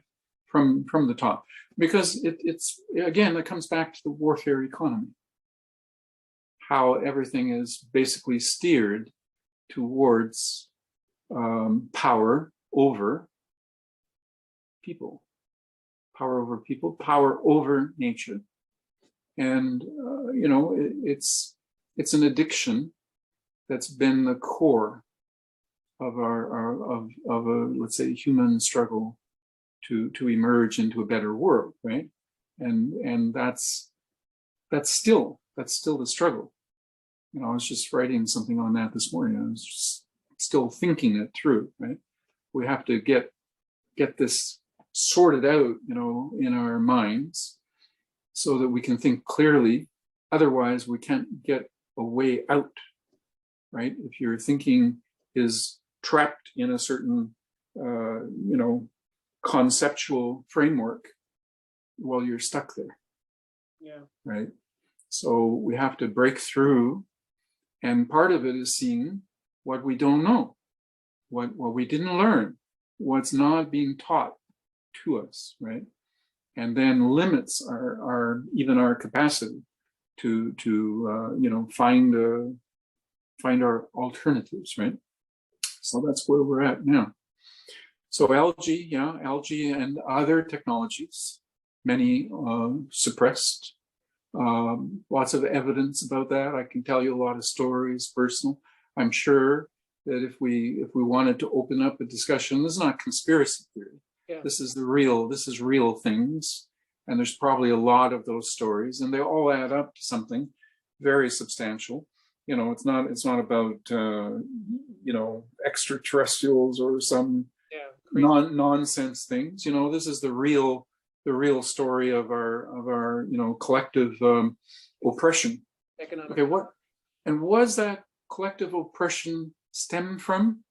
In more recent times, you could say it's colonialism. Now, we don't want to say that. We don't want to sort of bring it right out and put it in front. People say, well, colonialism was, an aggressive exploitation of people and planet, enslaved everything they could find and enslave. And if you weren't willing to be enslaved, then it was a genocide for you. That's it.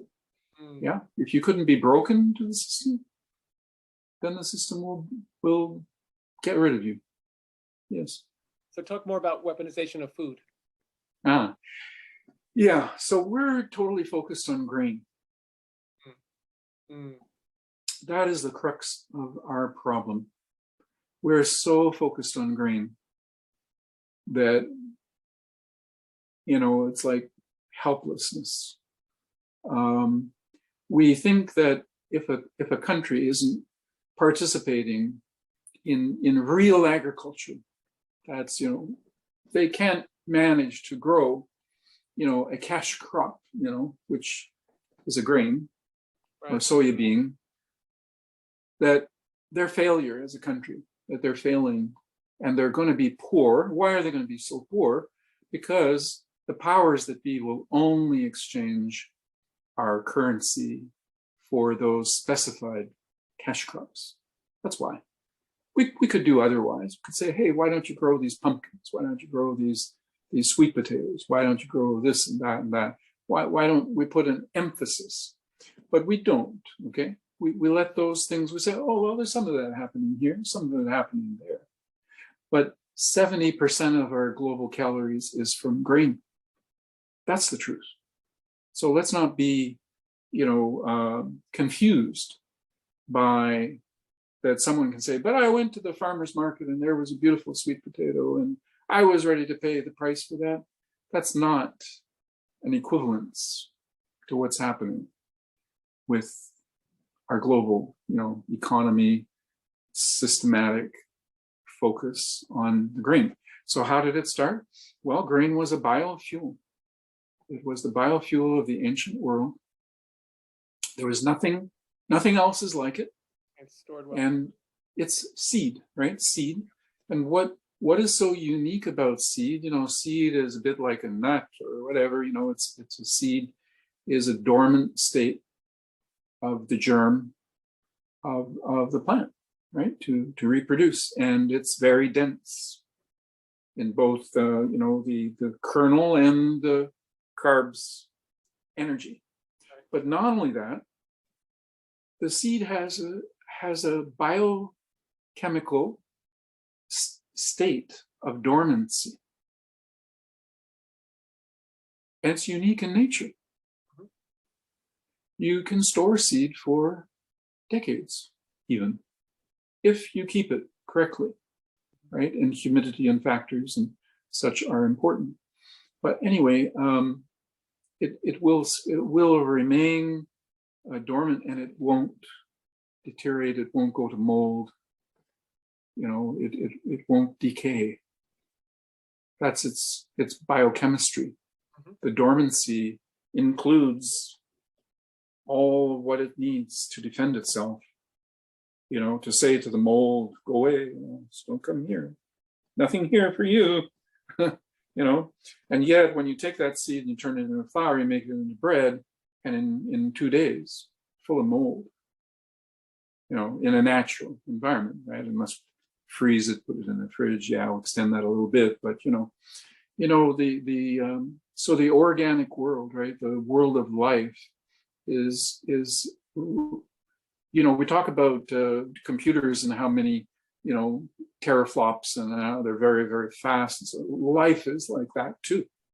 These bacteria, these molds, these spores, these, you know, these are there, they're everywhere. You know, if you take a teaspoon of earth and you've got algae in there, you've got everything in there.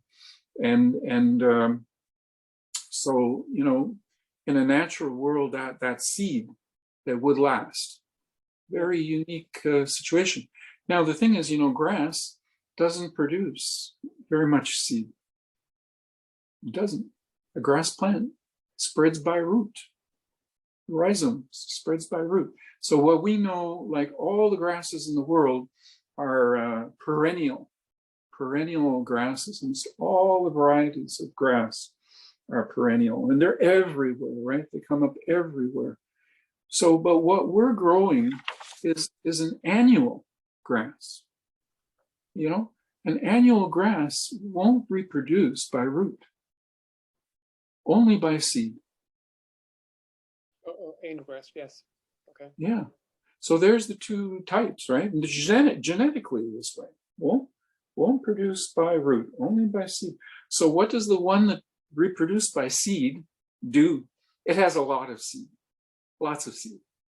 So what in the ancient world, after a fire, after some damaging, you know, event, the first thing that can come in is by seed, not by root, is by seed, can be transported in to an area to regrow, is these ones that spread by seed. And you'll see in the plant kingdom, many specialize just to produce by seed. So, but grasses are not. Grasses generally spread by root. So the grain is a grass, and there are different types of those grasses that are the grain, you know, the wheat, the corn, the rice. Those are the three big categories. So, so we started to grow those annual seed producing grass plants for the seed. And that was kind of the first technology, you know, and they say, well, there's an agricultural revolution somewhere. It's hard to say, was it 8,000 BC? How ancient does it really go? Really ancient societies clearly were growing lots of grain. And but the thing is that it's my sort of feeling that grain only became important when people wanted to travel, when they wanted to stockpile. And of course, the fact that grain would last, and if you could have a famine, you could have a failure of you know, maybe the, you know, migration routes change or something, and you know, you're waiting for the ducks to come and they didn't come, and whatever, you know, you're going into the winter, and you've got storage of grain. Yes. Then that's going to get you through. I believe that, you know, sort of what the process was, that grain became powerful. If you had grain and you were producing grain, then you would have a stronger, you know, tribe. You know, your tribe would be better able, right, to live and to prosper. And so but getting that grain was really a hard thing to do. So there's where we started to fire the forest, fire the grassland, and collect the seed of the annual plants, seed those fields that were damaged, you know, because you see, those annuals are not very competitive with the perennials. They're really not. They cannot really compete. So you do have to damage, you do have to give the annual an advantage over the other plant, right? And then it'll grow up and you can harvest, you know. So And if you do that year after year after year, and you save the seed for replanting from the biggest head of the grain, right? Because there's always varietal,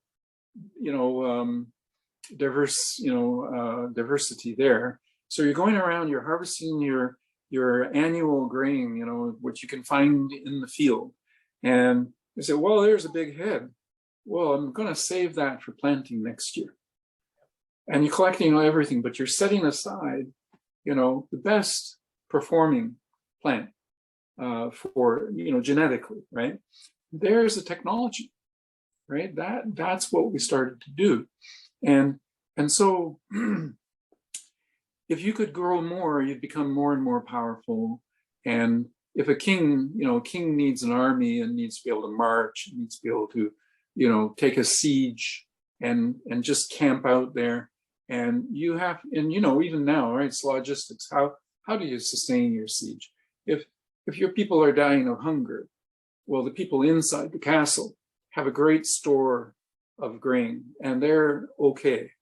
Sooner or later, they're going to come out and they're going to attack, right? Because the attackers are weakening, and they don't have a supply chain, and you can't have a whole bunch of people there, and like an attacking force, and logistics and food is always an issue, right? So there you go. So this is what empires became very experienced, and this was the mechanism of power. You would conquer a people. So you'd say, well, there's this nation over the horizon. Let's march an army over there,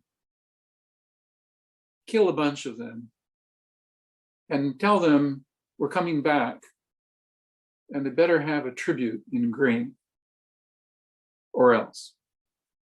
So they're a conquered people, and they're getting used to this. They come back, and again, they hit them hard. They say, hey, better grow the grain. And they leave a tax collector, and the tax collector is the guy that's collecting the grain. Farming means tax.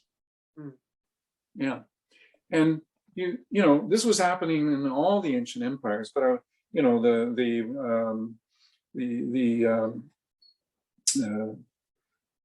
empires that most recent, they had more and more tools, right? In going back not so many millennia or centuries. So because you had to plow, and people pulled the plows, and then oxes. And what were the plows? They were sticks at first, anything that would work, but then there were metals, right? So by the time the Roman Empire comes along, you have iron, and you can really enslave whole nations, right? And you can take the crop and bring it back to your fortresses and back to the empire. And that's your wealth, that's the basis of your wealth, right? Mm-hmm. Also, it's the basis of being able to plunder, So those warfare economies were all about plunder. That's it. So we went from that economy to a colonial empires economy. And I would say the proper name for that, and I got this talking with some other people, they called it the plantation economy. Mm-hmm. And when you think about it, the lords of the land with their enormous wealth, inconceivable kind of wealth that was generated by the colonial powers as they enslaved really the whole world to do, exactly their bidding, was based on these plantations. And the plantations enslaved people. They never paid anybody. And by the way, too, farming was not a wonderful thing. It was like being conscripted into the army. If you were a farmer, you were a serf. You didn't own your land. You didn't have any food. You were living in great poverty. But if you produced the crop, you would get seed, for your next year. And you were allowed to keep some of your grain for bread. And this is why we're focused on bread. coming out of the Roman Empire and coming out of the British, Empire and so on. It's a whole conversion of people to a grain that was never known. Like if you go back Paleolithic diets, right? They didn't have grain. There was all kinds of food. We've narrowed our consumption to these grass plants, and they're incomplete protein, Right. very incomplete, right? So there's another problem right there. And so people were compelled to produce the grain with the farming and live on bread because it was outlawed to go into the forest, because that's the way to control these people. I mean, why would you take your whole life and enslave in production in the plantation economy of these cash crops when you didn't get any cash, right? When you had nothing but a life of hard labor. And where were you before this, before you were compelled to do this work? You were living in the forest from the abundance of nature. Mm-hmm. And if it was only a couple generations, in memory, you want to get back there. You don't want to be a slave. Nobody wants to be enslaved. But that's what the serf. So I'm not talking about recent slavery. I'm talking about the enslavement of nations and the enslavement of rulers of their own people. And so the king partitioned up the land into gifts to the lords, not real gifts, right? He could pull it back anytime; it was his discretion. But anyway, he gave the lords over the land. That's why we call lords, landlords. And they took all the people. They said the people are their assets. The people are their property. The people will do what the Lord tells them to do. And the whole idea of Robin Hood, right, was not that he was a thief, stealing. That's an image that's popular, steal from the rich and give to the poor. No, he was an outlaw because he lived in the forest. It was against the law for people to live in the forest. That's it, period. That is British law. So how does that translate to today and our situation now? Well, now everyone is urbanized. Everyone is separated from nature. Right. And when we're separated from nature, we're separated from life support. Okay. We're separated from life support. So how can we live if we don't have a buck in our pocket to be a consumer? We can't live. When you say we don't have a buck in our pocket, a lot of people have jobs. Yeah. Which is money to buy the essentials, right? Yes. But they can't produce. They're not producers. They're consumers. Okay. So the plantation economy, as people moved, let's say, from zero income, because there was never, like, farmers were not paid, right? I mean, when we think romantically about the past, the farmers were on the land. They were grateful to have a livelihood on the land of the Lord and to do what they're prescribed to do, and to have food on their table, right? Which could be removed any time. And if they were upstart, they would grab their children and put them in the army and send them to the battle, right? Wow. So, there's all of that control and manipulation. Well, we're still in that control and manipulation. We have an economy that's command and control. That's what it is. It's called a command and control economy. You are commanding is monopoly. And the king always gave the permits for people to do business, right? You couldn't do business unless you had the seal, the authority of the crown.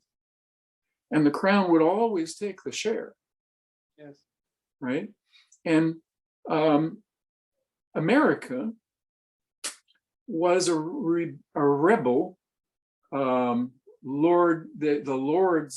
landlords of America were rebelling against the British Empire, Yes. right? And the concept of a king, well, at least a king that they couldn't control, Yes. at least, right? And so that's the basis of the change. But America was the most successful plantation economy in the world. Yeah. So, it's our economy is an extension of that form of enslavement of people. So is right? the middle class of America an illusion? Yeah, largely it's an illusion. And, if you live in the court of the king, you feel pretty good. You feel like you're somebody. You're dining on the wild game of the land and the king's, herds and so on. So to speak. So you're in good shape, if you're among the lords of the land, and if you're living in their castle and you're serving them. So, all the academics, right, had to have a stipend, had to have their livelihood from the lords, from the rulers. That's the academies were established for the rulers' children, for sure, right, to learn. It wasn't for the slaves. The middle class, you see, we're in America and in Western countries, we're what, 4% of the planet, and within our own economy, right? The poor are the majority still, and then there's a smaller percentage. And then so we're like the people who hung out in the court in the court of the king. favored. We're like all happy and have money and have food and have whatever. But if there's trouble, we're also in a gated community. Yeah. We have walls, we have gates, we have moats. We will control, we can project force. We have our guns and our tools of warfare. So that's who we are, right? We're exploiters of the world. We've killed, most of the world. We're currently killing the planet. Yes. And we wonder, what's going wrong? How come, we have to, do better. And we don't really mean do better. What we really mean is we have to be the ones who survive. Because that's natural. That's everyone, if you're not going to eat, you're going to get interested in, getting your food somewhere. So this model that this picture that you're painting is what you'd call the dark paradigm? It is, yeah. That is where we've been living. Yeah, this dark paradigm. And it is disconnected from the sun and from nature. Right. And in many ways, it's dark in the sense of it's not at all future thinking. Yeah, it's not enlightened. Yeah. It's not enlightened. Right. It's vicious, right? It's arbitrary and it's violent. And it goes along with all kinds of behavior that makes people like objects. Yes. Right? And says, I am above them, I walk with the kings, I'm superior and privileged and so on. So if it comes down to it, I'm going to have the food because I've got the money. Yes. But even that's a illusion. So we're caught up in it. I'm not saying that when you're born into something like that, then you subscribe to it, you're happy with it, that you're like, okay, that's good that's what I would have done. No, you can say, what's going on? I don't like it. Let's get out of it. Let's find a way. But the problem is that it's so complex. Yes. It's structural. It's self-sustaining. You can be against it and get wiped out like that. You can be cut down, like I was saying. And that's how it's been operating. So we instinctively fear, to go against the grain. Yes. To be a naysayer, to be someone that's trying to find another way. So that's a problem as well. So what is the sun paradigm? Yeah, the sun paradigm is multiple levels of thinking about that. You know, first of all, light, you know, because, you know, that's like my structures, right? Yes. That's what we're talking about, the radiation. So if we're talking about light, we have to connect with the sun.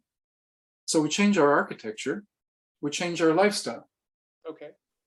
You know, and as we get to know the sun, because we hardly know the sun, you know, we used to think that the Earth was at the center, the Ptolemaic, you know, world, right? And the sun was like revolving around us. You know, we're the biggest thing. Now we see the sun for what it is, but we're still not really connecting with the energy and benefits of the sun. So that's ahead of us, right? What we've been connected with is Earth energies, because they can be monopolized. Right. But the sun is shining down on everyone. So if I can figure it out and I can do it, and you can do it, and everyone can do it, and hey, how can you get in the way and stop that from happening?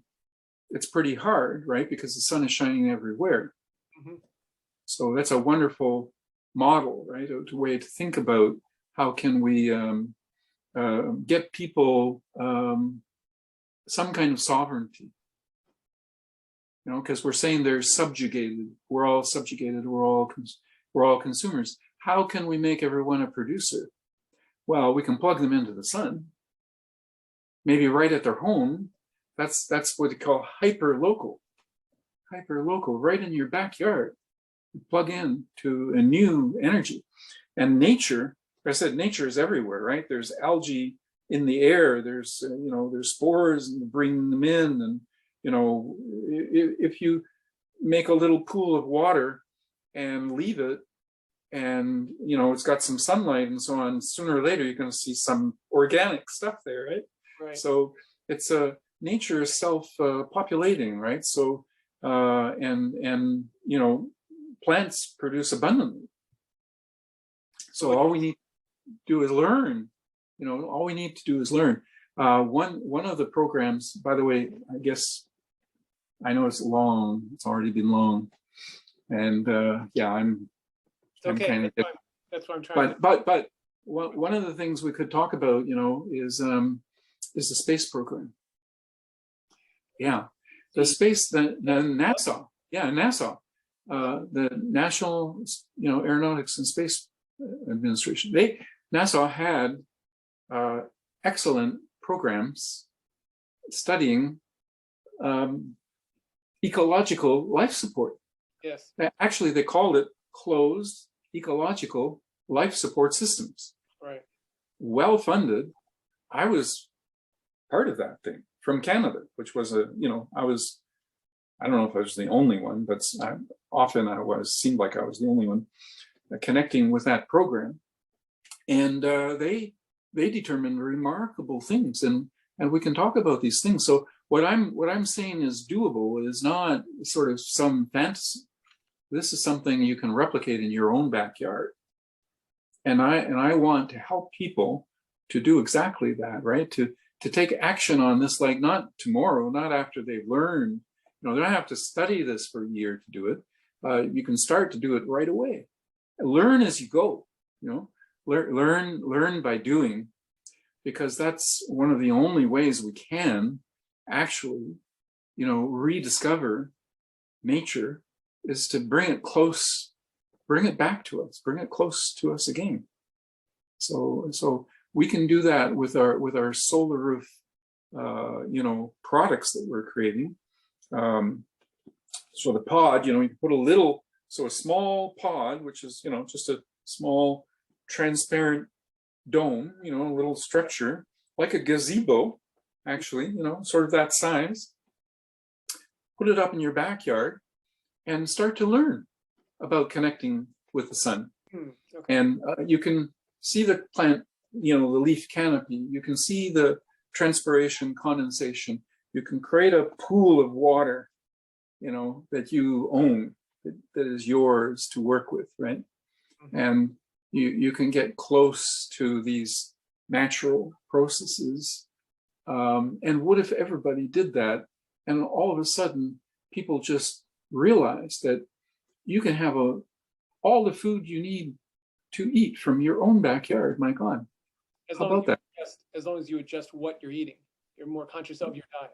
Oh yeah, a diversity of food. Yeah, and learn and share and learn and pull all that knowledge back in, because we're the apex, we're the apex conscious being here. We can nurture nature. We can do all of this, right? We're just removed from nature by hundreds of generations, even of close relationship. But we can reconnect. Right. I guess the thing that worries me most is just changing people's expectations and entitlement. That they want their hamburgers, they want their chicken McNuggets, they want their whatever, their crap food. Yeah, I think it's experiential. Yeah, I think we just need to give people time and space, and that as you adjust and experience, a more diverse diet, and so gradually, common sense will prevail. People, we have an inner wisdom, and it will emerge, right? We can count on our own inner wisdom. Yeah. We are spirit beings. We are interconnected in ways we don't understand, subtle connections, and we can, educate ourselves, and we can share our experience. Yes. Yeah. You been able to have a building yet built that is basically transparent? Oh yeah, many all over the world. Okay. Several countries. Oh yeah. For 40 years I've been building. What I've been talking about, I've been building them for 40 years. And we are currently building. And we're looking for more people to build. You see, it's not that important what the inventor does and create instances, individual teams and sites and situations, right? What we need is we need a replication. Yes. We need a parallel, duplication and sort of unfolding, complexity as people adopt the new understandings. Yeah, and acceptance of the philosophy, acceptance of the approach. Yeah, and an application of it, so that as you apply something, it changes you. You apply it, and it has a feedback for you. So, what is your website that people can go to? Yeah, it's PyraPOD.com. PyraPOD.com. Okay. Yeah. We'll post that. PYRA is from pyramid. I see. PyraPOD, POD.com. Okay. So people can find out. Yeah, pyramid, because when we build small, the cap of the building, of the pod, is a pyramid. That's rather nice, And it is also sacred geometry. So it goes along with nature, right? And rediscovering our sacred relationship with the whole of life. What's your definition of sacred geometry? I think there needs to be another discussion. Sacred geometry comes from the monad to the dyad, the triad. These are circles and points and lines, and this is geometry, right? Mm-hmm. This is Pythagorean wisdom, right? This is the fundamentals of science and nature, and nature uses all these the sacred geometries to build itself, right? Yes, we so we discover lots of things when we build a pod. I see. That's a nice philosophy. So let me ask you this: you mentioned lucid dreams when you were very young. What was the source of those lucid dreams to you? Where did that come from? What's your thinking about that? It's got to be another discussion. Okay. Okay. Fair enough. We'll have more. But thank you. This is great. I think this is a great beginning to get people to start thinking along these lines and explore your work, and we'll take it from there. I appreciate that a lot, Paul. It's wonderful because you always need the back and forth, and we can have more discussion. Sure. I love to have some Q&A and really you know, but of course, first I'm kind of downloading and just to set the stage, right? For My aim as well, is to get people introduced to what you're so doing. much appreciated. Okay, same. Looking forward to working with Upsurgeon.